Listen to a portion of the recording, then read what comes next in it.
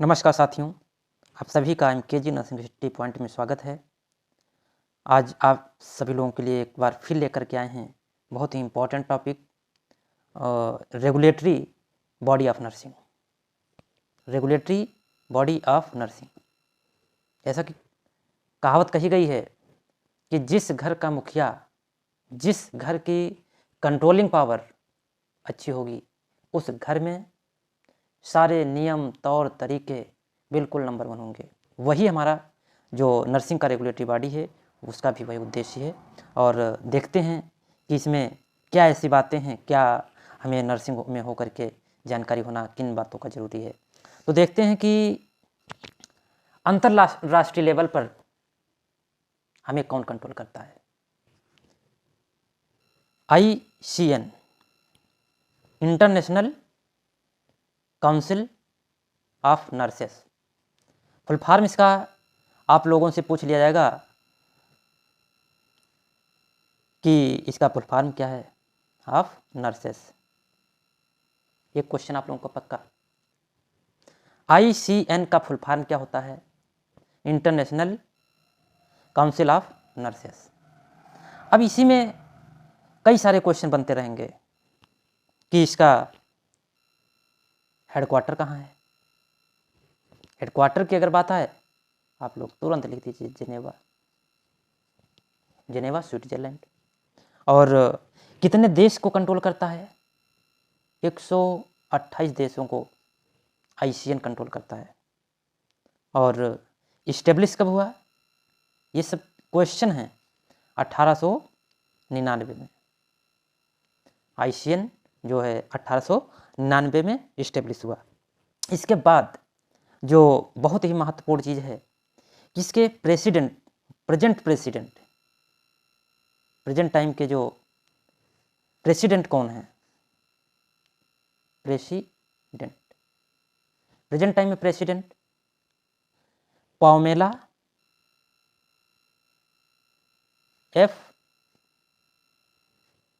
सिप्रियानो,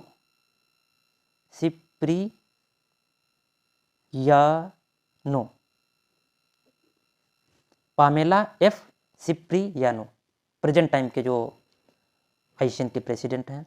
और यहीं अगर कह लें कि first president of ICN, first president of ICN, तो सबसे पहले जो इसके प्रेसिडेंट थे इथेल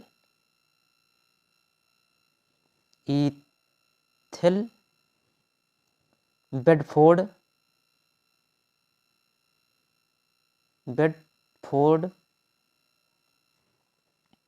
फेनविक।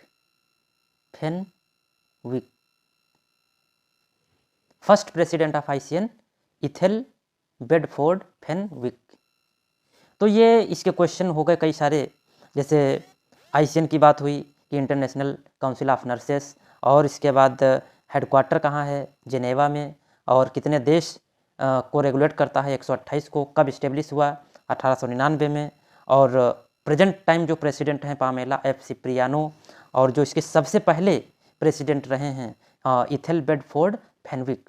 तो ये एक अंतर्राष्ट्रीय लेवल पर, और इसके क्या उद्देश्य हैं, क्या इसकी कमेटी होती हैं, कैसे इनका जो पदों का जो चयन होता है वो किस तरीके से होता है, ये सब चीज़ें और गहराई में जा कर के देखने को मिलेंगी। मैं आप सभी लोगों को एक जानकारी के रूप में कि ये चीज़ें भी होती हैं, ये होती हैं, और आप लोग पढ़ते रहिए, जानकारी लेते रहिए।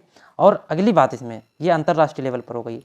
अब INC, हम सभी इंडियन बहुत नाम इस चीज़ को सुनते हैं कि INC ने ये कर दिया, INC ने ये बदलाव कर दिया, तो INC की अगर बात करें, ये Indian nursing council, Indian nursing council, पहला क्वेश्चन। दूसरा, इसमें बात आती है कि एक्ट कब पास हुआ? एक्ट पास हुआ 1947 में। इस तरीके से यहाँ पर पूछा जाता है कि इंडियन नर्सिंग काउंसिल का जो है एक्ट कब पास हुआ? 1947। और ये इस्टेब्लिश कब हुआ? 1949। और इसमें अगर हम बात करें कि इसका हेडक्वार्टर, इंडियन नर्सिंग काउंसिल का हेडक्वार्टर दिल्ली, और इसके जो प्रेसिडेंट हैं अपने प्रेसिडेंट डॉक्टर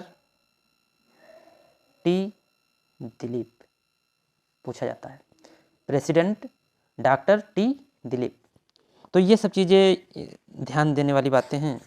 और इसके बाद अगर हम बात करें कि एक TNAI trend nurse association of India, तो ये TNI की बात करें तो trend nurse association of India कब इस्टेब्लिश हुआ? इस्टेब्लिश हुआ 1908 में। इसकी भी कॉन्फ्रेंस हुआ करती हैं हर समय, और अभी जल्द में ही शायद इसकी लास्ट जनवरी में ही इसकी 5th कॉन्फ्रेंस है। तो इसमें वही चीज़ें कि क्या क्वालिटी केयर है, क्या क्या नर्सिंग का स्टैंडर्ड है, इन सब चीज़ों को इनमें ध्यान दिया जाता है। और इस्टेब्लिश हुआ 1908 में, ये चीज़ इंपॉर्टेंट है 1908 में। तो इसमें और क्या चीज़ें जैसे इस्टेब्लिश हो गया 1908 में, और इसका हेडक्वार्टर जो है, इसका भी हेडक्वार्टर दिल्ली में है। और इसमें इसके जो प्रेसिडेंट हैं, इसमें लोग जो है इधर उधर हो जाते हैं, नहीं ध्यान दे पाते हैं। तो प्रोफेसर और डॉक्टर रॉय के जॉर्ज,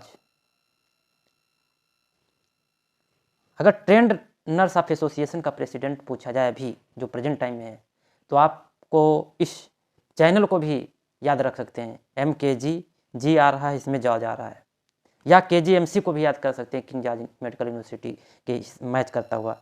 तो president of trend nurse of association of India के डॉक्टर रॉय के जॉर्ज, तो इसको याद रखना है।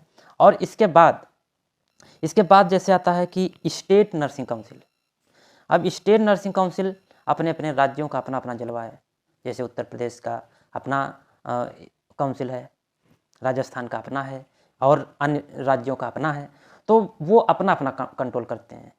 तो वहाँ की भी अपनी एक संरचना है कि उनको ये पद है, उनको ये पद है। तो उस हिसाब से आप लोग कोशिश करिए कि जानकारियाँ होनी चाहिए। तो इस तरीके से जो हो सका मैं आप लोगों को जानकारी कम समय में ज़्यादा से ज़्यादा जानकारी देने की कोशिश की।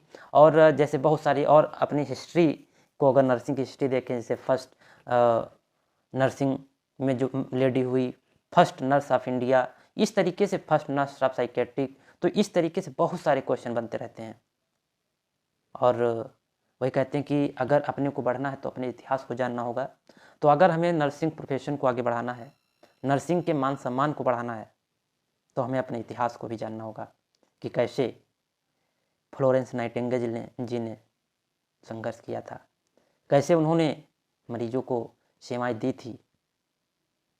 मैं तो चाहता हूँ कि उनकी पूरी जो क्रिया विधि थी हम सभी लोगों में आ जाए, कि ज़रूरतमंद को और जिनको रियल में केयर चाहिए उनको अच्छी से अच्छी केयर दी जा सके। इसी बातों के साथ मैं अपनी बात को समाप्त करता हूँ। और आप सभी लोग अपने भविष्य को ध्यान में रख करके अच्छे से पढ़ाई करिए। जैसा मैं बताता रहता हूँ कि प्रैक्टिस मजबूत होना जरूरी है। हमारे पिताजी कहा करते थे, जब हम लोगों को कोई चीज़ें होती थी कि याद नहीं हो पाती थी, पहले का वो समय है जब अभी अगर हम 12-15 साल पहले की बातें करें तो चिराग में, लालटेन में पढ़ते थे। हमारे पिताजी जो बैठ के जब पढ़ाते थे, तो उस टाइम काफ़ी चीज़ें ऐसी थी, गांव का माहौल और चिराग में बैठकर पढ़ना। और गांव में जब कोई व्यक्ति जब बैठा के बच्चों को पढ़ाता है तो एक उस व्यक्ति की मजाक लोग बनाते हैं। और एक कहावत कहा करते थे कि करत करत अभ्यास से जड़ मत होती सुजान, और रसरी आवत जाती है सिल पर परत निशान। तो उसको समझाते थे भी, करत करत अभ्यास से, यानी कि जब अभ्यास बार बार करते रहोगे, जड़ मत होती सुजान, और रसरी आवत, रसरी मतलब रस्सी, आवत जात है, आती जाती है, और सिल पर परत निशान। ये कहानी उस टाइम की है जब पुराने ज़माने में जैसे लोग कुएं से पानी भरा करते थे, तो कुएं में एक बेलन लगा होता था, बेलन के ऊपर से हो करके रस्सी आती जाती थी। तो एक समय ऐसा आता था कि वो जो पत्थर का बेलन होता था उस पर से जब बार बार रस्सी गुजरती थी, एक समय ऐसा आ जाता था कि उस पत्थर पर निशान पड़ जाता था। तो हम आप सभी लोगों के दिमाग जो है इतने तो पत्थर नहीं हैं कि अगर हम बार बार प्रैक्टिस करें, बार बार किसी चीज़ का अभ्यास करें तो उसमें कुछ परिवर्तन नहीं आएगा। और शायद आज वही पिताजी की कही हुई बात कि सिल पर परत निशान, वही चीज़ें आज हैं कि यहाँ तक पहुँचा दी हैं। वही मैं भी चाहता हूँ कि हमसे जुड़े हुए लोग, हर किसी को मैं फ़ोन कॉल पर ये सब बातें नहीं बता सकता, लेकिन इस माध्यम से आप सभी लोगों को ज़रूर बता सकता हूँ, प्रैक्टिस वो हथियार है जो खरीदा नहीं जा सकता, वो करने से ही होगा। तो आप सभी लोग प्रैक्टिस करिए, अपने सपने को साकार कीजिए, माता पिता के सपनों को साकार कीजिए, और MKG नर्सिंग इंस्टीट्यूट पॉइंट से जुड़े रहिए। और अगर लाभ हो रहा है तो चैनल को सब्सक्राइब नहीं किए, सब्सक्राइब कर लीजिए, अपने मित्रों को भेजिए और इससे जुड़े रहिए। बहुत बहुत धन्यवाद आप सभी लोगों का। Thanks to all.